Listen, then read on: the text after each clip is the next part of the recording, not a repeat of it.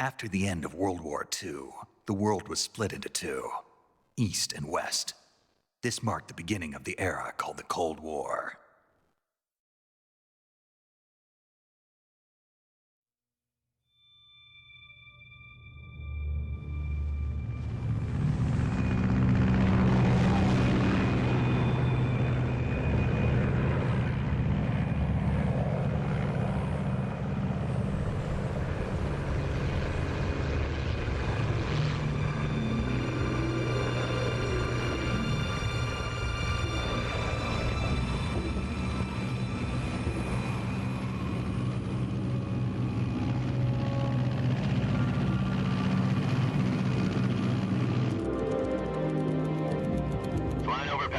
Altitude 30,000 feet. Approaching Soviet airspace. 20 minutes to drop off. Commencing internal depressurization. Equipment check. Arm main parachute. All right. You ready to go? Drop zone still showing a high pressure mass. Cav okay. Good. We've got high visibility.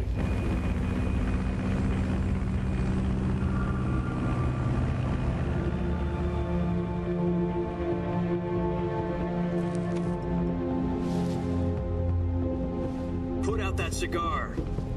Connecting oxygen hose to interior connector. Put on your mask.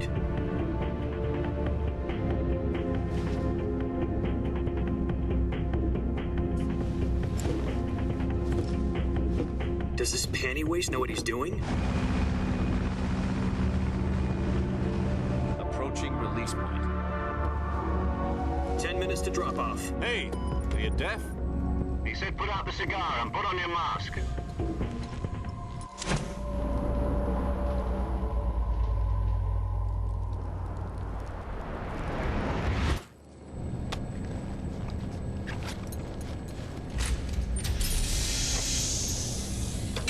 Depressurization complete. Checking oxygen supply. 6 minutes to drop off. Opening rear hatch.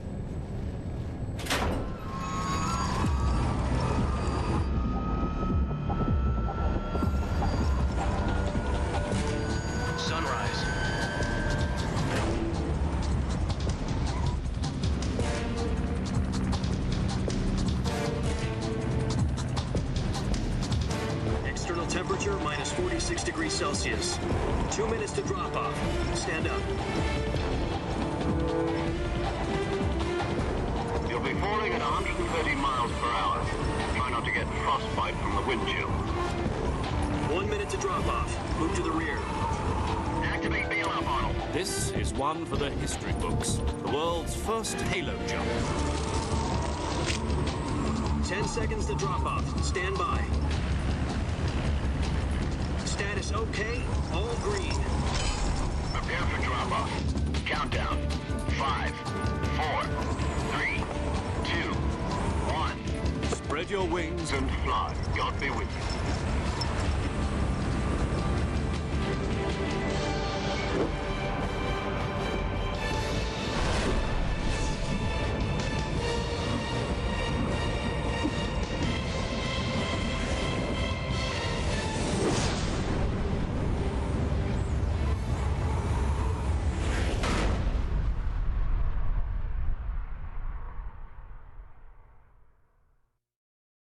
Jack, I've got some important news. The head of the CIA has finally given us the green light for the Virtuous mission. Virtual mission? No, the Virtuous mission. The future of our Fox unit depends on it. If it succeeds, we'll be officially organized into a unit. Virtuous mission?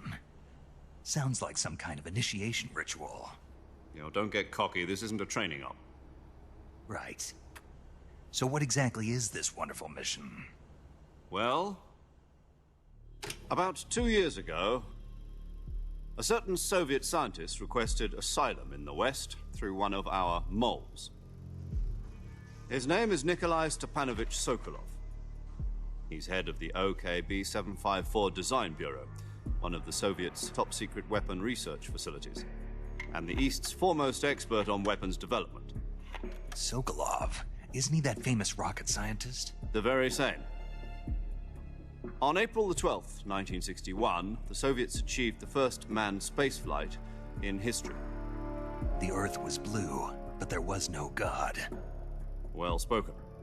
The rocket that carried Yuri Gagarin into orbit was the A-1, known as the Vostok rocket. Sokolov is said to be the man most responsible for the multi-engine cluster used in that rocket. After Gagarin's flight, Sokolov left rocket development to become the head of the newly established Design Bureau.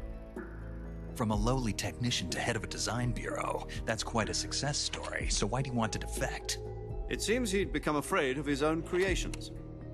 Afraid? Call it a crisis of conscience. And for that, he left his country and his family behind and went over the fence? Not exactly. One of his conditions was that his family was also to be taken safely to the west. We used a mole to get the family out first and succeeded in sneaking Sokolov over the Berlin Wall shortly afterwards. I was the one who conducted the operation. The security on the eastern side was still full of holes back then. Then what? We got Sokolov over in one piece, but the whole ordeal had left him exhausted, and we checked him into a hospital in West Berlin. It took him 2 weeks and more than 600 miles to get from the research facility in the Soviet Union to Berlin. He was in no condition to say anything coherent. And it was only a week later that we had something much bigger on our hands. The Cuban Missile Crisis. October the 16th, 1962, President Kennedy received word that the Soviets were in the process of deploying intermediate-range ballistic missiles in Cuba. The President demanded that the Soviets dismantle and remove the missiles. At the same time, he announced a naval blockade to prevent further missile shipments from reaching Cuba. But the Soviets didn't back down, instead placing their armed forces on secondary alert. Soviet transport ships carrying missiles continued on course towards Cuba. US and Soviet forces went on alert for an all-out nuclear war. Frantic negotiations were conducted through the UN's Emergency Security Council and unofficial channels to end the hair-trigger standoff.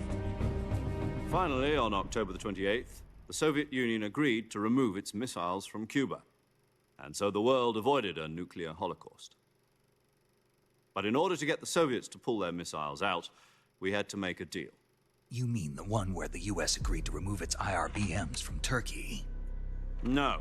The Jupiter IRBMs deployed in Turkey were obsolete, and we were going to get rid of them anyway. They had no strategic value whatsoever to either the US or the Russians. The Turkey deal was a ruse, a cover story that was fed to the other intelligence agencies around the world. So what did the Russians really want? Sokolov. They wanted us to return Sokolov. You mean the Soviets pulled out of Cuba just to get their hands on Sokolov? That's right. What the hell was he working on? At the time, we had no idea. We were running out of time. It was either give up Sokolov or risk full-scale nuclear war. In the end, we had no choice. President Kennedy gave in to Khrushchev's demand. The next day, I got Sokolov out of the hospital, handing him over to agents on the eastern side. Sokolov kept on screaming, "Save me," until he disappeared from my sight. Then a month ago, we received some new information from one of our moles. About Sokolov? Yes. He was taken back to the research facility and forced to continue working on the weapon in question under KGB supervision. What's more, it's on the verge of completion. So what kind of weapon is it? Something to do with space rockets? No, missiles. Same technology. I guess you're right. We don't know the details, but it appears to be a new kind of nuclear device. For half a year now, the Soviets have been conducting frequent nuclear tests at Semipalatinsk. Something to do with the weapon, I assume. We're talking about a secret weapon so big that Khrushchev was ready to pull out of Cuba to get it back. Is Sokolov still in the facility? No. According to our intelligence, he's in Selinoyarsk, a place in the mountains about 3 miles to the west that's known as the Virgin Cliffs. The Virgin Cliffs. Nice name for a virtuous mission. They moved him there just recently. Why? Apparently, they're conducting a field test of the weapon, but it's our best chance to get him back. This mission would never have been possible if he was still in the research facility. This is our last chance. Sokolov must have known that too when he contacted us.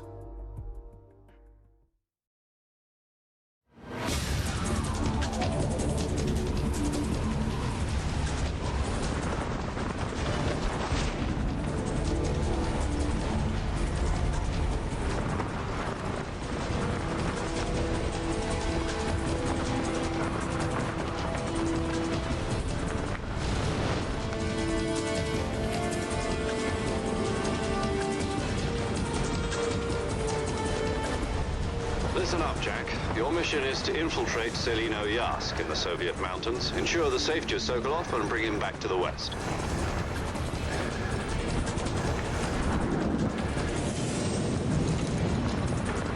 If we don't get Sokolov back before that weapon is complete, we'll be facing a major crisis. The clock is ticking.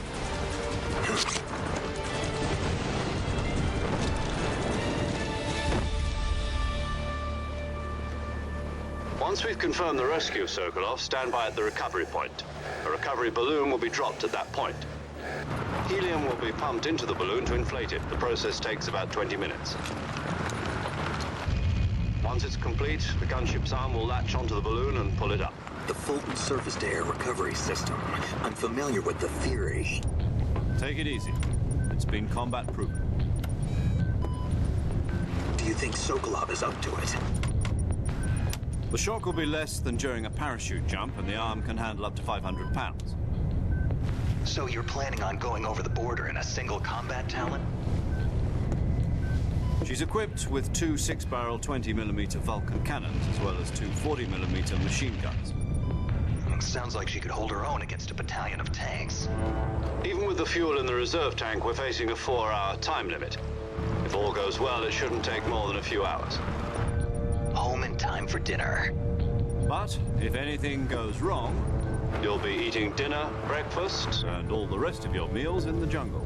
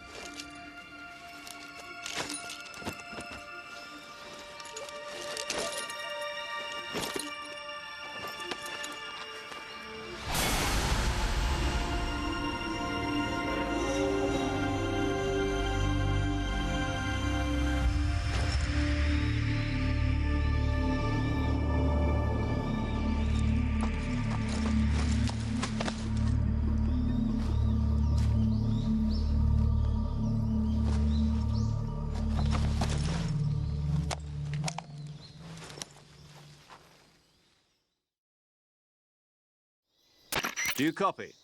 You're already in enemy territory, and somebody might be listening in. From here on out, we'll be using code names to refer to each other. Your code name for this mission will be Naked Snake.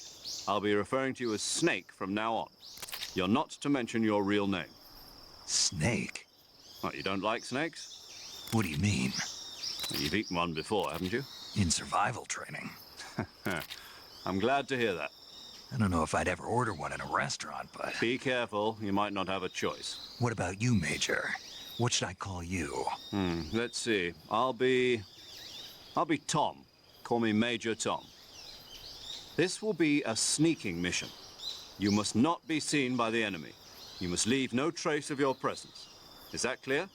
This kind of infiltration is the Fox unit's speciality. In other words, weapons and equipment are procured on site.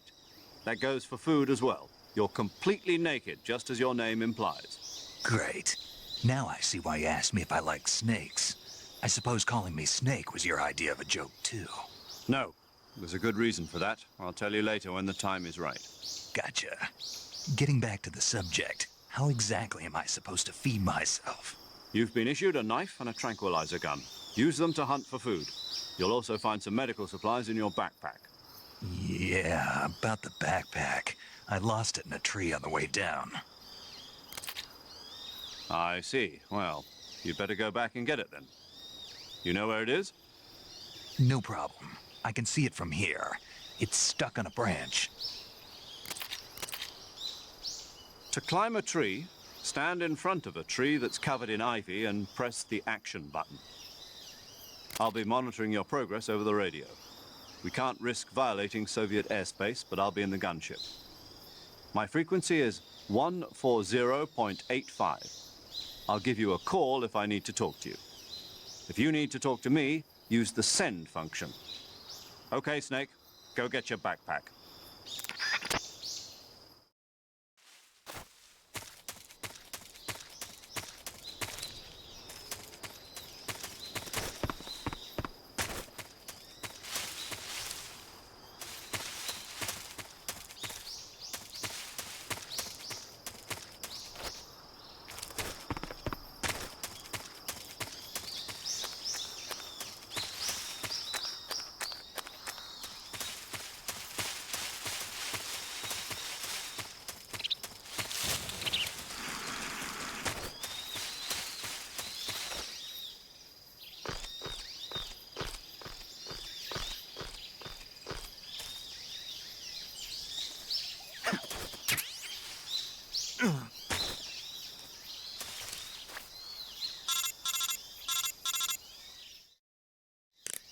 I see you've retrieved your backpack, Snake.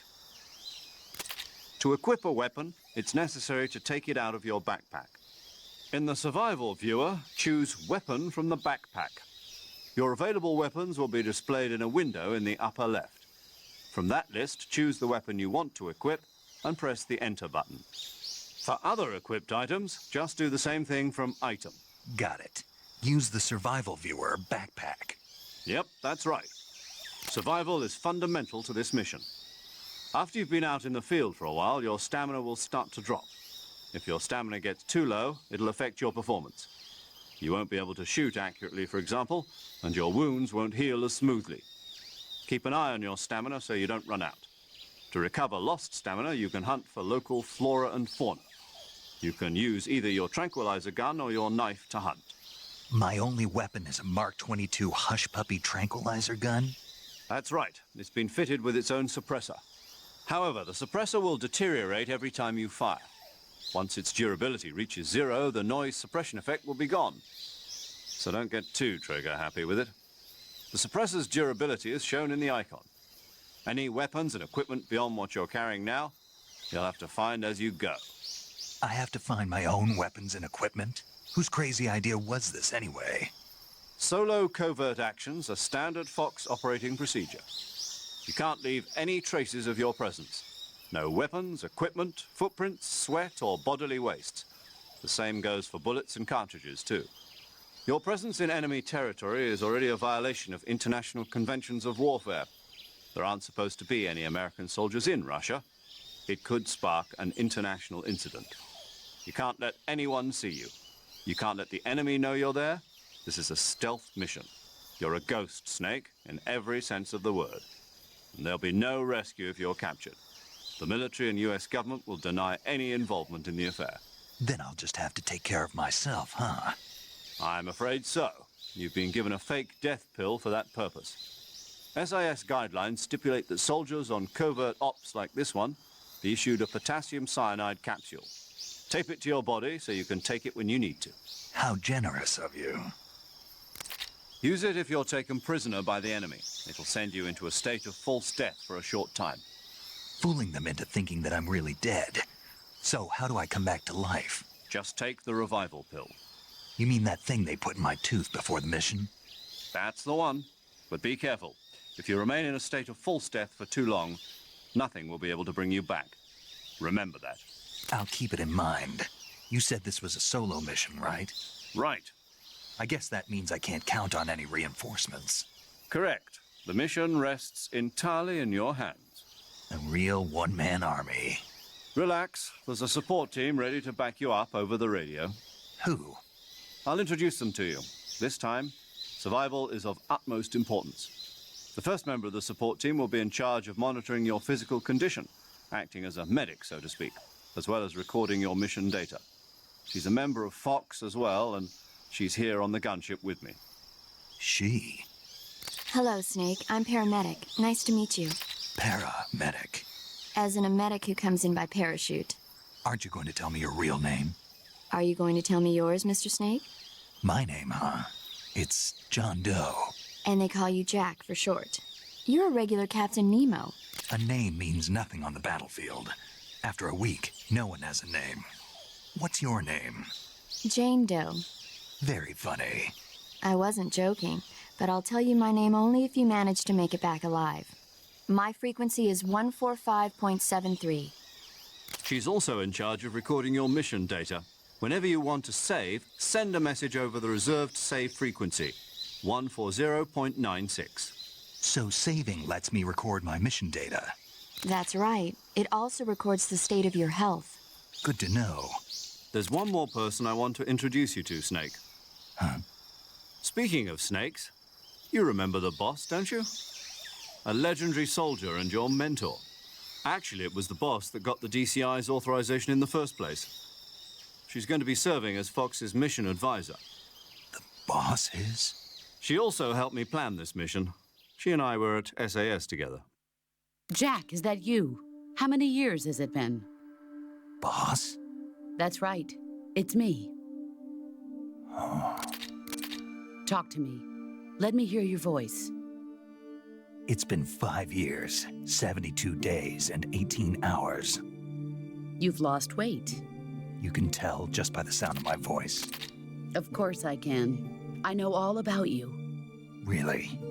Well, I don't know anything about you. What's that supposed to mean? Why'd you disappear on me all of a sudden? I was on a top-secret mission. You didn't need me anymore. But there were still so many things I wanted you to teach me. No, I taught you everything you needed to know about fighting techniques. I taught you all I could. The rest you needed to learn on your own. Techniques, sure. But what about how to think like a soldier? How to think like a soldier? I can't teach you that. A soldier needs to be strong in spirit, body, and technique. And the only thing you can learn from someone else is technique. In fact, technique doesn't even matter.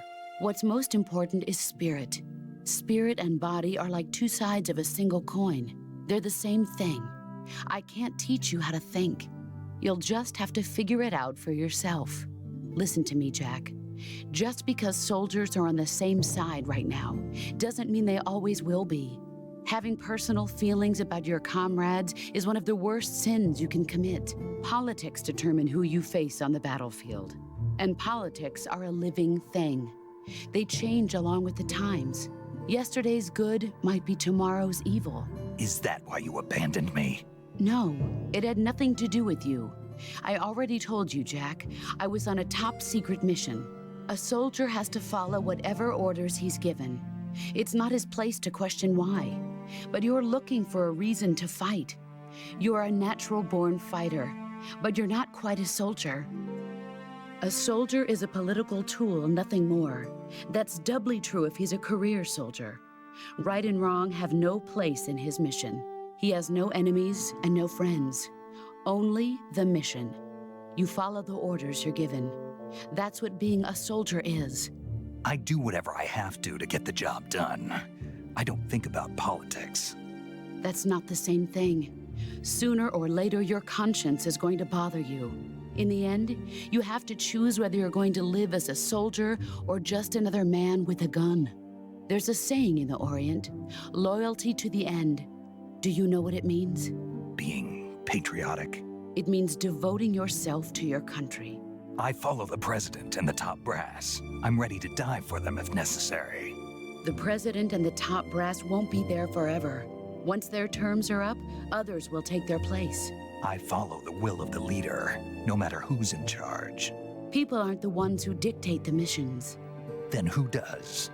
The times. People's values change over time, and so do the leaders of a country.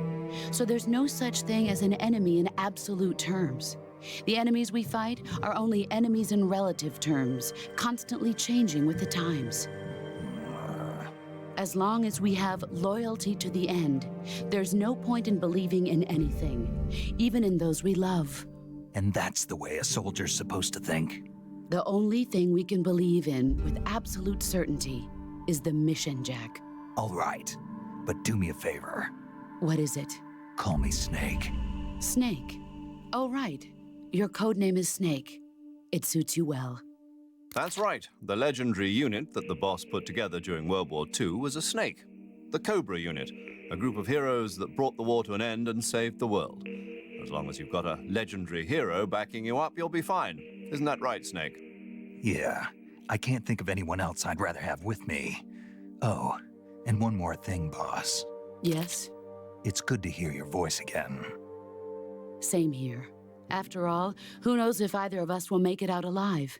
Snake, you are always best at urban warfare and infiltrating buildings. But this is the jungle. Survival is going to be key.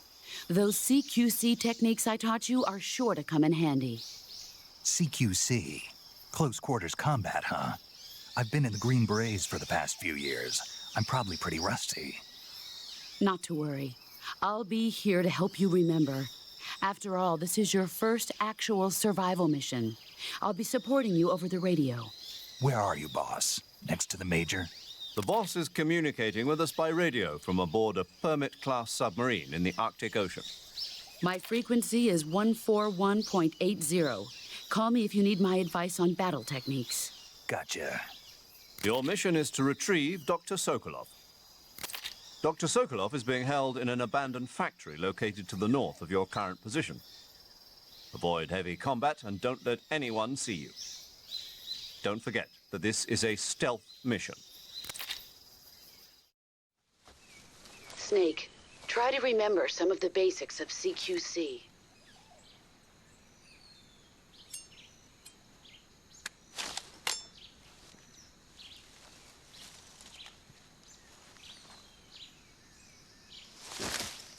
Commencing virtuous mission now.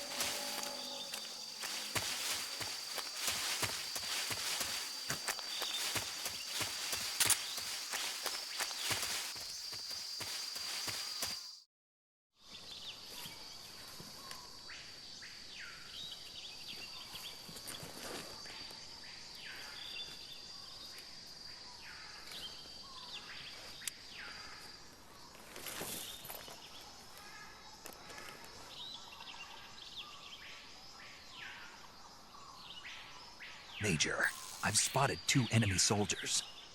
They're probably KGB troops sent to guard Sokolov. AK-47s and grenades. Snake, your presence in Soviet territory is already a violation of international law. We can't let the Kremlin find out that the CIA and the American government are involved.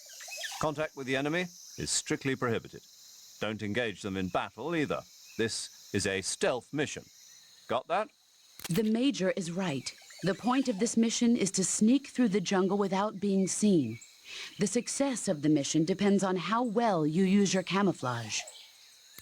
Change your camouflage by selecting Camouflage from the Survival Viewer. The Uniform option lets you pick your uniform, while the Face option lets you change your face paint.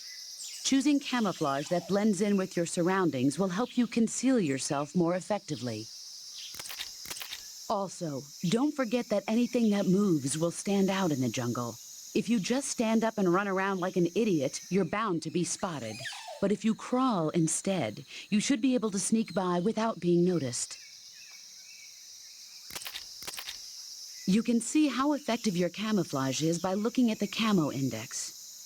The Camo Index shows how well your current camouflage blends in with the surrounding area. The higher the value, the harder you are to spot, and vice versa. The key is to make yourself one with nature. Keep that in mind as you go along, okay?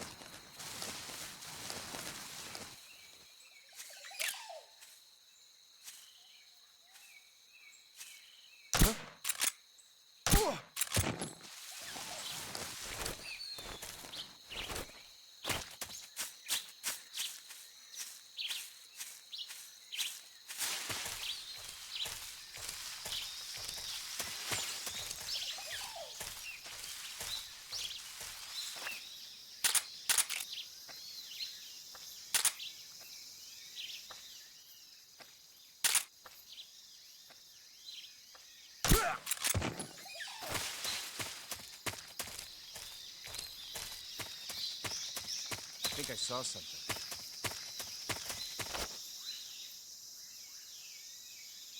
Huh. Guess I'm seeing things.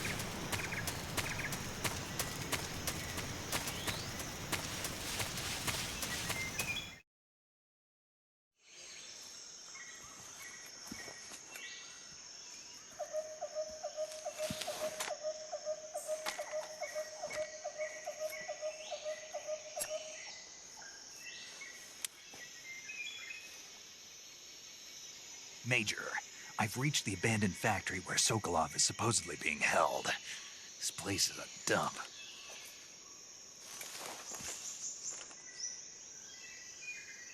I can't see Sokolov from here. The security is pretty tight.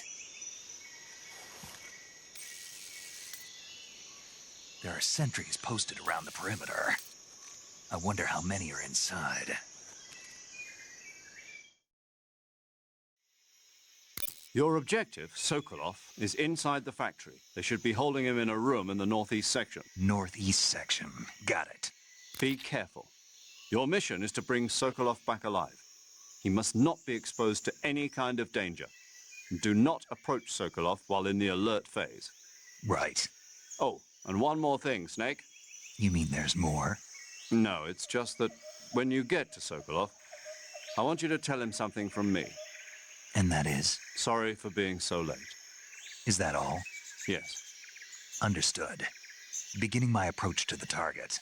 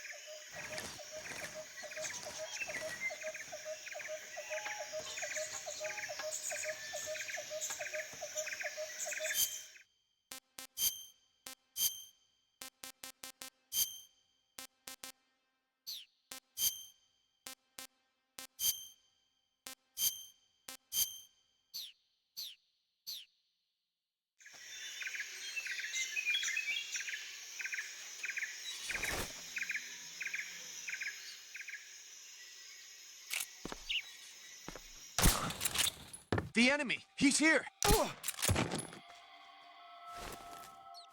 What's wrong?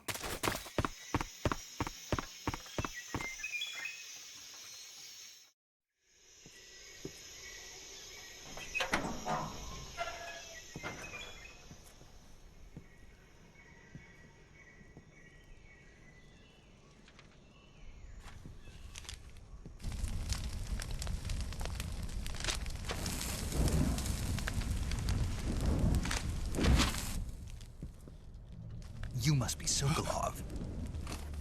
Are you one of Volgin's men? You'll never get it from me. No. I'm a CIA agent.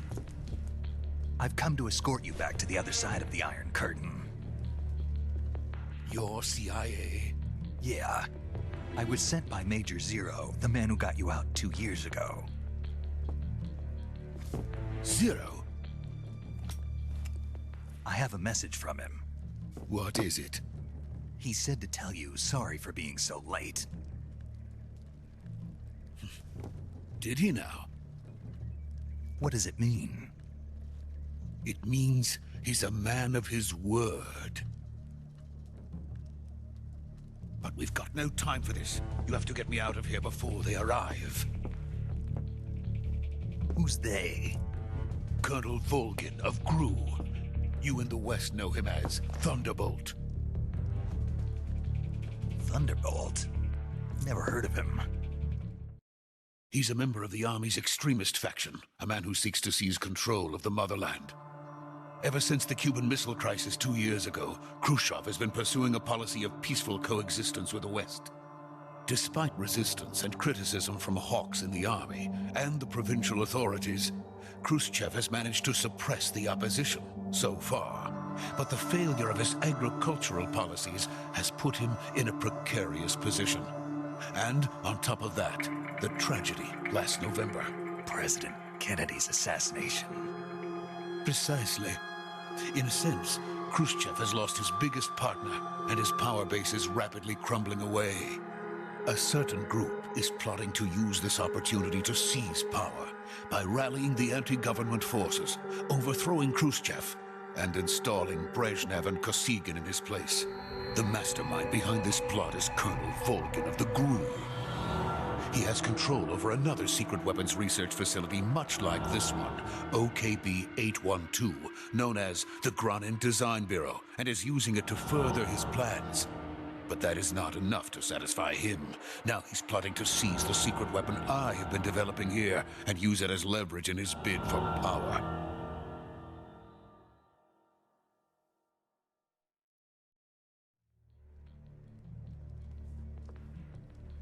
The intelligence says that they are going to make their move during the test. Then, the soldiers outside. Exactly. They wouldn't need that many men just to keep me inside. Their orders were to prevent Colonel Volgin from capturing me. Even if it meant killing me in the process. So it would seem.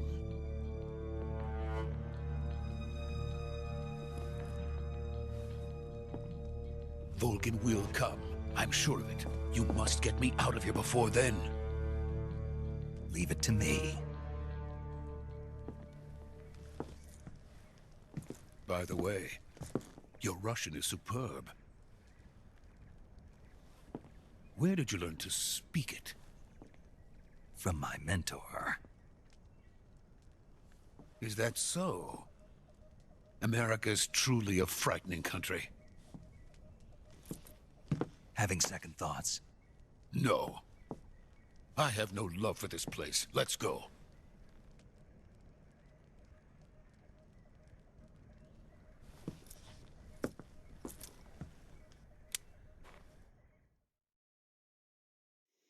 Major, this is Snake. Sokolov is safe with me. He's doing fine. No injuries. Good work, Snake. Now hurry up and get Sokolov to the recovery point. We'll rendezvous with you there. Roger. What about the sentries? No one spotted me. I see. What about the boss? We lost contact with the boss some time ago. What happened? It's probably just a weak signal. Just hurry and get Sokolov out of there.